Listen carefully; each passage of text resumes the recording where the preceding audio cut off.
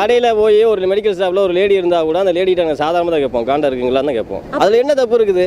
ஒன்றுமே இல்லை, எனக்கு தேவை, நான் கேட்குறேன், தேவையில்லைன்னா விட்டுட்டேன், அவ்வளோதான். மீன்ஸ் அதாவது இப்போ காண்டம் போய் வாங்கணும் அப்படின்னு சொல்கிறது மீன்ஸ் நார்மலாக கூச்சம் இருக்க ஒரு காரியம் தான். ஆனால் அந்த கூச்சத்தை வந்து தவிர்த்துட்டு நம்ம போய் வாங்குறதுல தப்பில்லடா.